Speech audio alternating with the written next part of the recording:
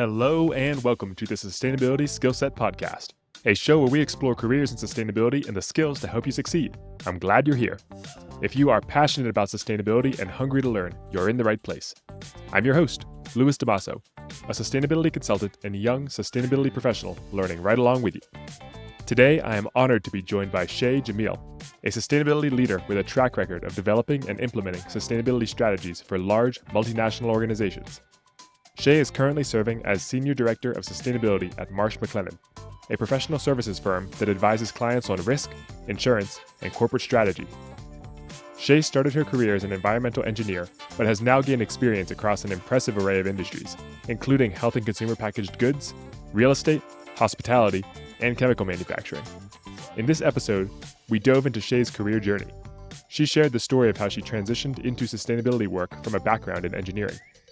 She described the surprising similarities in sustainability strategies across industries and how to gain support for sustainability initiatives using a relationship-based approach. Finally, Shea shared her practical strategies for interview preparation and the qualities she looks for in sustainability job candidates. I think you'll really enjoy hearing about the skills and strategies that have helped Shea become a leader in the field. If you're enjoying the podcast, I would so appreciate if you could take just a moment to leave a review on Spotify or Apple Podcasts. This would really help the show grow and reach a larger audience. I'm glad to have you here with me. Let's dive in. Hi, Shea. It's great to have you on. Hi, thanks for having me. So, could you describe a little bit about your day-to-day work life at Marsh McLennan? Yeah, what I really love about working in sustainability is that there's no typical day-to-day. Every day is a little different. And it ranges from one day I might be diving deep into greenhouse gas emissions data. The next day, I might be thinking about how we can engage our colleagues in our efforts around sustainability. So that's been the really fun part of Marsh McLennan and sustainability in general. But if I had to describe what a typical day looks like, I would say that there's a lot of stakeholder engagement. When you're trying to embed sustainability across an organization, you really have to engage key stakeholders across the company and get them really bought in and on board with the vision. And then there's a lot of data. You know what they say, you can't manage what you don't measure. And then really using data to sell this vision. There's always something that comes up. So, staying flexible. Like I can count many times that I thought my day would go one way and then it went a totally different way because something came up. That makes a lot of sense. Measuring data to be able to make those decisions seems like a fundamental part of what you do. So could you describe a little bit about what you're trying to achieve in this role and how you get there? Yeah, so in my role, I oversee sustainability and ESG. So that's the external reporting. And then the organization made some climate commitments. So how do we actually get there and meet these 50% reduction by 2030 and net zero by 2050? So if you think about both of those pieces, one, reporting to our stakeholders, and then two, driving progress against our climate commitments, that all involved a lot of data, understanding what your baseline is, and then where your opportunities are. So I'm really excited to be able to help deliver against these goals, both from the external reporting standpoint and from reducing our emissions. And it sounds like through engaging with those stakeholders, you can identify some of those opportunities to make reductions and try to get some of those projects rolling, right? Exactly. Yeah. So one of the most humbling things for me as I've been on my sustainability journey and at Marsh McLennan is how much knowledge there is across the institution and how many great ideas colleagues have about how we really meet these goals. I found it to be so important in really engaging your stakeholders and getting to know their ideas, because who knows their area better than them? Anyone from the property manager to the head of purchasing, they can really give you insights into where there's some good areas to work against your goals. And I think partnership is really the key to success as you think about driving progress and sustainability and against your corporate goals. How do you approach building those partnerships with these different stakeholders throughout the organization? Because I'm sure they all have different goals themselves and different personalities. It must be a bit hard to manage. Yeah, I think really coming from a place of empathy and then thinking about who you're speaking with and knowing what motivates them. So I encourage anyone when they're working in sustainability to go on a listening tour, really get to know what motivates and drives your stakeholders, and then use that and kind of trying to solve shared targets and aspirations.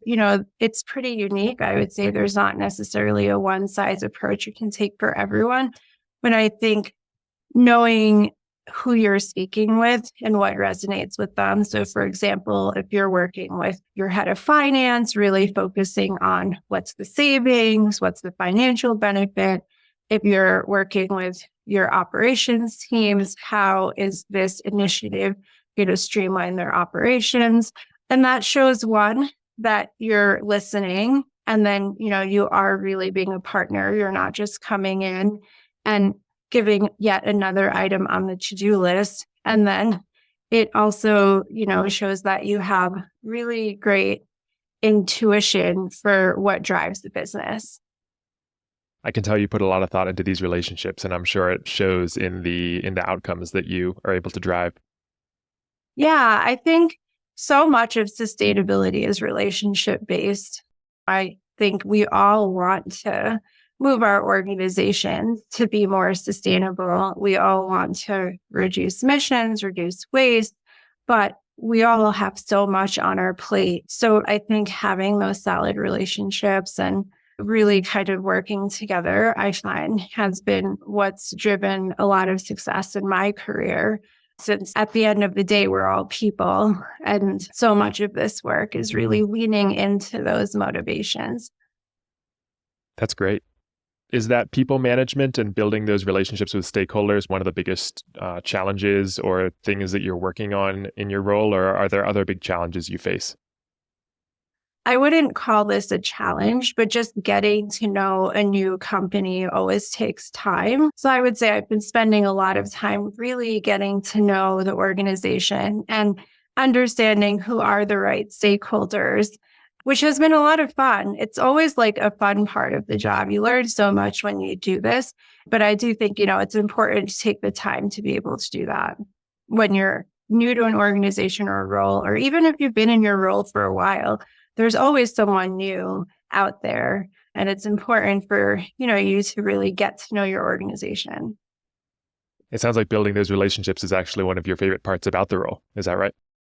It definitely is something that I enjoy. There's so much I enjoy about sustainability, but I really do like the people-centered element of it. It's a nice way to kind of be creative and then attack or approach these challenges that we're all trying to address in a really innovative way. I think the cool thing about sustainability is it's always changing, and then being able to lean into strengths, and everyone has their own strengths, and being able to lean into each of these strengths can only enhance your success. What would you say are some of your greatest strengths that make you good at what you do? I definitely pride myself on this relationship-based approach I've taken in sustainability. If you think about what it takes to get an organization to move to be more sustainable, it's a really complex problem. Organizations are really complicated organisms with lots of moving parts, and everyone has so many priorities and goals. And now there's one more priority and goal, that might be in competition. But if you build the work on a solid foundation where people enjoy working with you, where they see the big picture, they understand the value, that really helps move that up in their own priority list. And again, it helps you come together and come up with some innovative solutions. When I first went into this field, I definitely didn't anticipate it would involve so much of this. I like to say you're selling your ideas to your colleagues.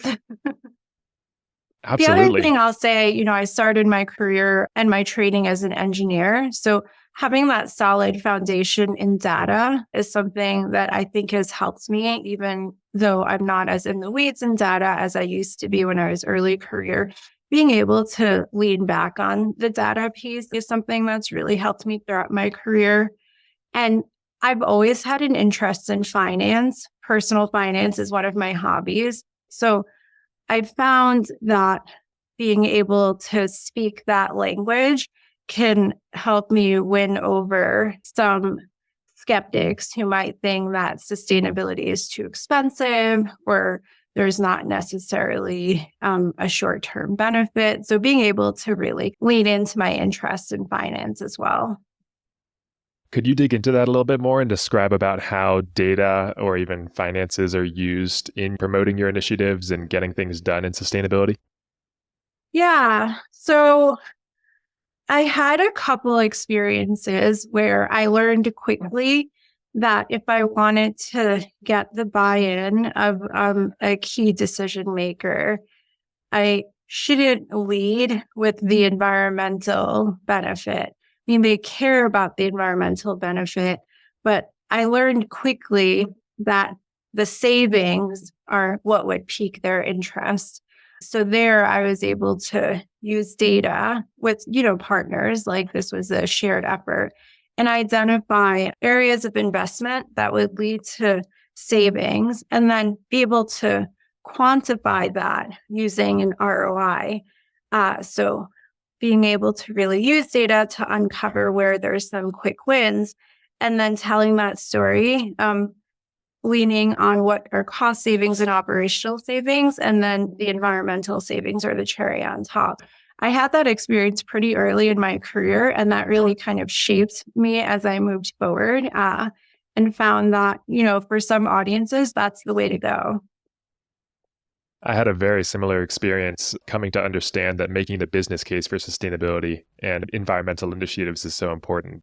I had studied environmental science and had been thinking a lot about sustainability. And when I got into the business world, to the workforce, I realized that, those things are important and most people care about them, but you can't make progress on addressing a lot of those things without it making sense for the business too, right? Like the financials have to work out for it to be something to pursue as a business. So, making the environmental case, but also making the business case, looking for those cost savings, looking for those benefits to marketing and sales and things like that.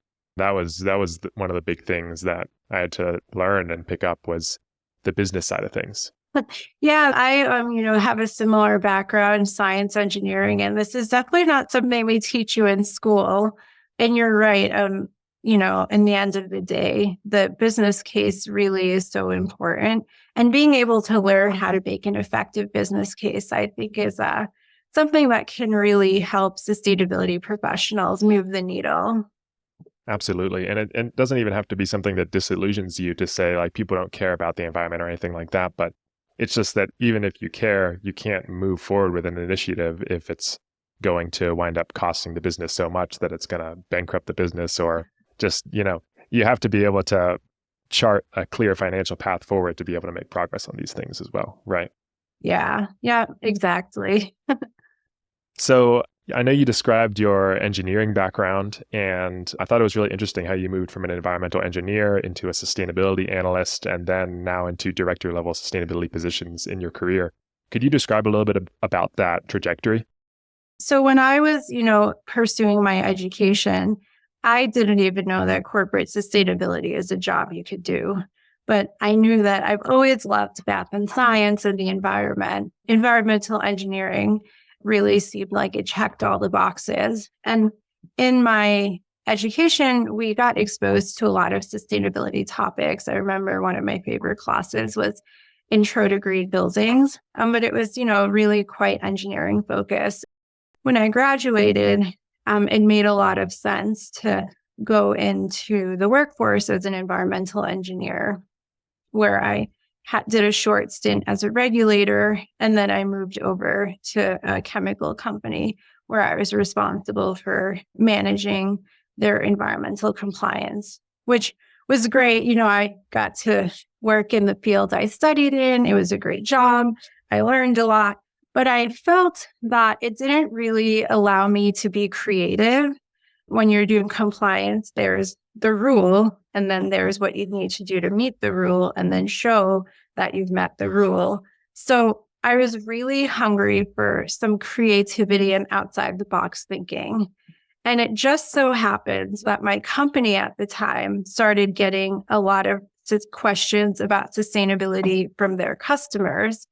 And me being an enterprise young professional raised my hand and said, I'd like to take this on. Yeah, let me see what I can do here. And then that led to some other opportunities. I remember developing a waste reduction task force, identifying ways to reduce process waste. And I felt like this is really fun. I'd love to do this full time. So that's how I got started. And then I was really open to different opportunities. So I was open to moving. I was open to a variety of industries, which is how I transitioned from being an environmental engineer now into a senior level sustainability position. That story of raising your hand is so impactful in terms of the lesson related to people can work on sustainability right where they're at. If their company is working on sustainability initiatives, usually they will be under-resourced and the sustainability professionals in your organization would love help. So if you can find the capacity in your job to pick up that torch and just help out where you can, that sounds really important, right?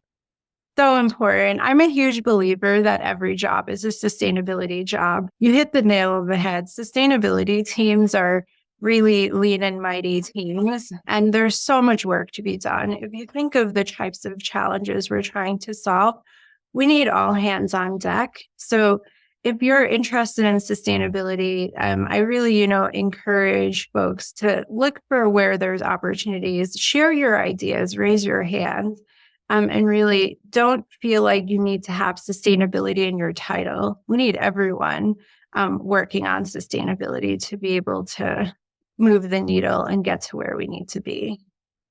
That's really inspiring. So you mentioned that you had gotten experience across multiple industries, and that certainly is reflected on your resume. How do you draw on some of that in your current role in terms of the exposure to different types of companies and different types of supply chains? What I learned working across many different industries is while the details vary, the approach is largely the same. If you think about how to approach sustainability, it can be at a smaller company, a Fortune 500. It can be, across industries. You're asking, what are the most material areas? How can we make an impact on these areas? What's the business case? And then how do we take action? The details vary, but it doesn't matter what type of company you're in. The approach is largely similar. I've done this at many different companies, and I can come at it from a different way of thinking and maybe apply something I learned in one industry to this other industry throughout my career. And I have been able to do that. I worked in the financial sector, and that is really where I got my 101 course on how to build a business case. I then took that to future roles. And now in this role, I've built on everything I've learned of, how do you get your organization on board? How do you find opportunities? What's the right way to approach disclosures as I think about what I want to achieve here? Could you describe materiality a little bit and how that plays into that first step of the process that you mentioned? Yeah, and it's very timely since I'm sure that the listeners are hearing a lot about double materiality. So I'll describe materiality and then touch on double materiality also.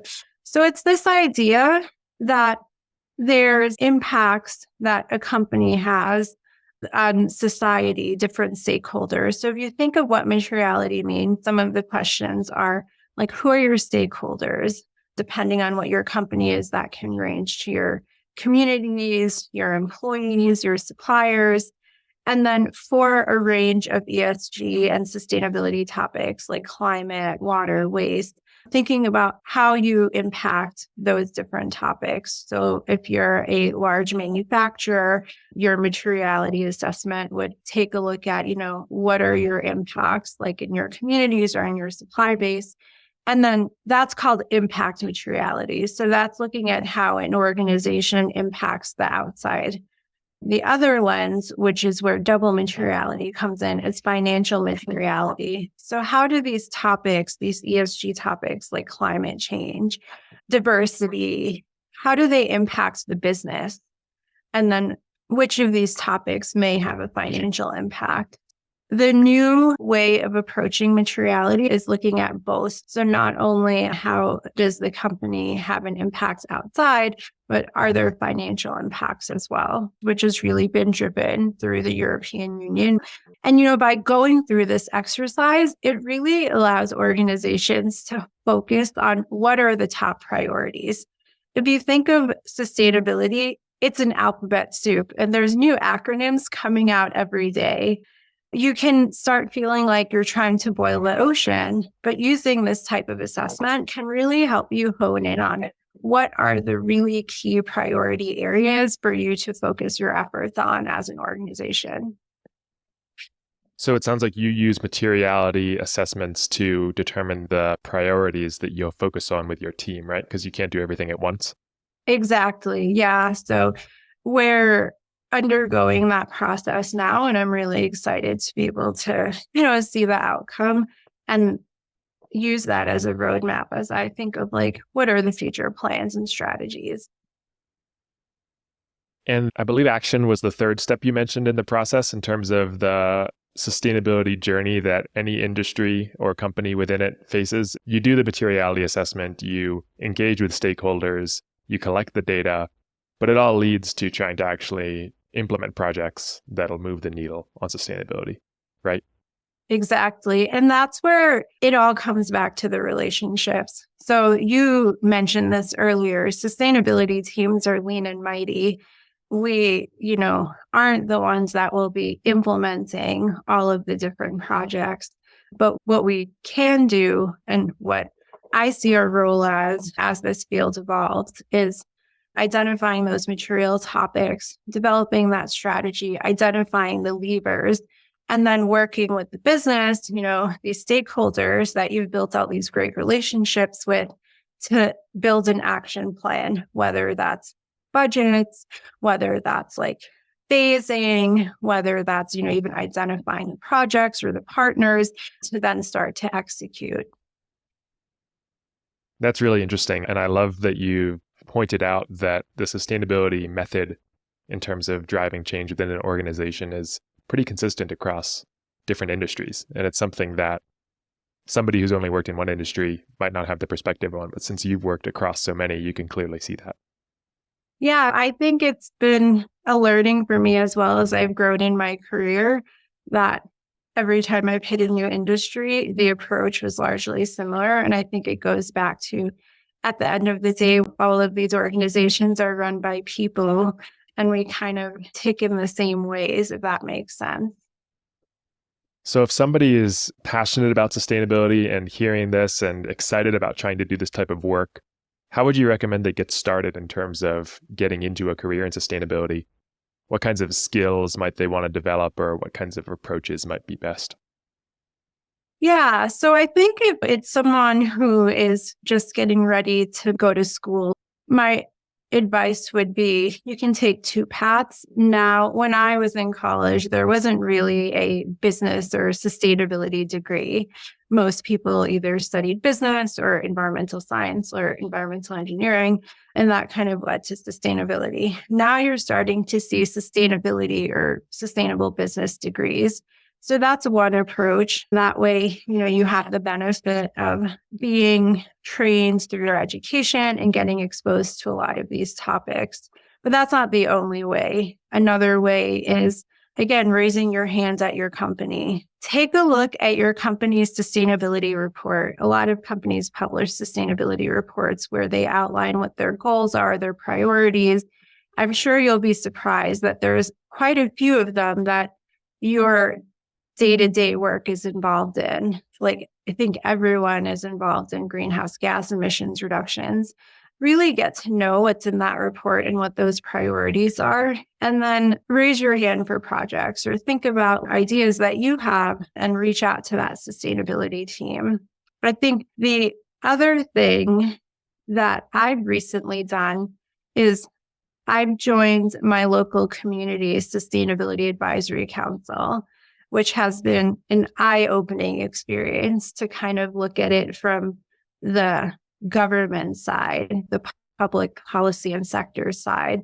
Look to see if there's any volunteer opportunities. Maybe your local municipalities or your cities have councils. There's a lot of these. So that's another nice way to get exposed to these topics as well. I think that's such a great recommendation that you raised to look for where sustainability goals from your company interact with your corner of the company, with your role. It's great because in our last episode, we talked about a very similar thing, but for industries. If you're trying to figure out if you work in healthcare and how climate change intersects or how you might be able to transition into sustainability, look for where climate change or sustainability challenges will impact your industry.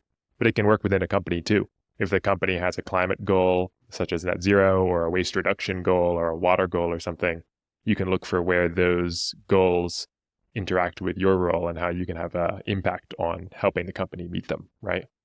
Exactly. Yeah. And I mean, if we think of the kind of scale of what we need to achieve, we all play a role. It's really kind of getting creative and thinking about like where your strengths are and how you can really move the needle. And everyone plays a role in moving the needle. We all have strengths in kind of reducing our impacts. Yeah, and what better way to get the attention of the sustainability department or lead at your company than raising your hand and suggesting projects that help them achieve their job, right? Exactly. I have quite a few friends that, got started in sustainability doing exactly that. I have been quite fortunate in that I've always sat on the sustainability team or had sustainability in my title. But throughout all my experiences, I've met so many people that did raise their hands to work on a project and then were able to use that experience to then parlay it into, a full-time role. And if there isn't already a sustainability department or lead at your company, then that's a position to fill, right? Then maybe Exactly. nobody's Yeah. pulling it forward and you can be the one to set goals or help the company reach goals. Or at that point, it really comes back to making the business case again, right? It's like, why is this important? Why is this something the company should be focusing on? And they're not right now. It comes full circle to that business case and materiality assessment. I love it. That's fantastic. So we've touched on some things like stakeholder engagement and building relationships and more technical specific skills like performing a materiality assessment. But what would you say are some of the most important skills for somebody who might be trying to get into the field of sustainability? And one way to think about this might be if you were looking to hire somebody to help you, what would you be looking for? That's a really good question. And it's one that I get asked a lot too as well. So I say, in addition to that technical piece, having, subject matter expertise on this topic, the other things I look for are you an effective communicator? So much of this work is getting your organization on board with your vision. And you really have to be able to communicate what that is in an effective manner. So I think that's so important. Being a good project manager is really important as well. If you think of how you go from identification, planning to implementation, that's project management. Other skills I look for are being flexible. Sustainability is changing every day. Some days I expect my day to go one way and it goes totally different. So really being able to be flexible and pivot as needed is another good skill that I look for. And then I say having a positive attitude and being able to persevere. So it sounds almost like silly to say that, but sustainability is a journey. I mean, if you think about what it takes to reduce emissions, get to net zero, this is one step at a time. And it really is a journey. So being able to think of what the big picture is while working on your day to day is so important. And so some people who are jumping into interviews might be wondering how they can show that they're a good communicator, or how they can show that they're flexible. And my thought would be just try to tell stories and give examples and really demonstrate situations in your past where you've displayed those characteristics. But would you agree with that? Would you say that there's some other good way to show in an interview and convey that you have the skills that you're looking for? I definitely think what you said hit the nail on the head. So give examples, and it doesn't have to be a sustainability example. It can be an example from your life. I think it's called behavioral interviewing. So we all hate answering these questions about tell me about a time where you overcame a challenge, but they really are valuable questions. And how you answer such a question and showing how you approached a challenging situation is really insightful. So I think really having examples is useful. And then same with communication in an interview, like, can you really effectively communicate your motivations? I think is so key.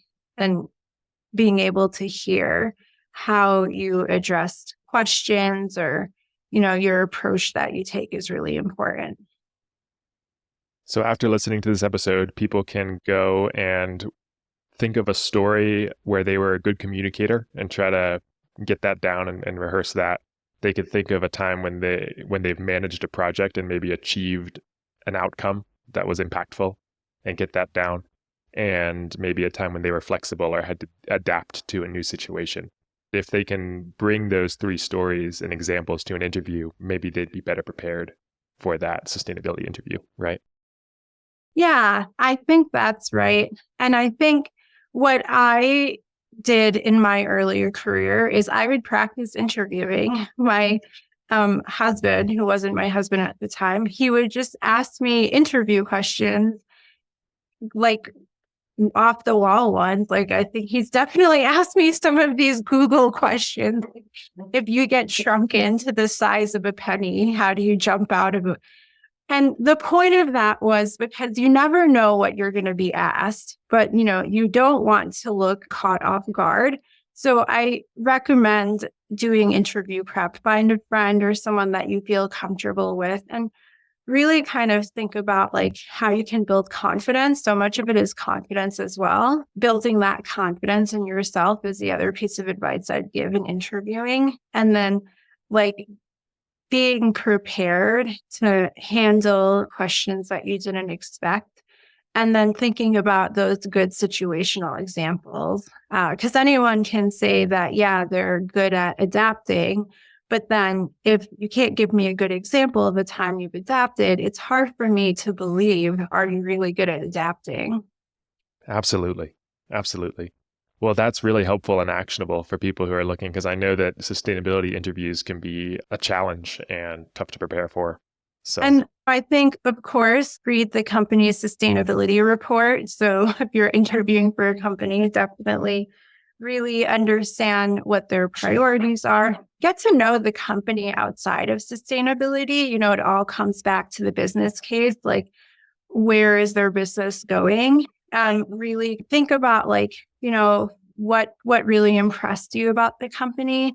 Is there any advice you might offer? I've been asked that in interviews before.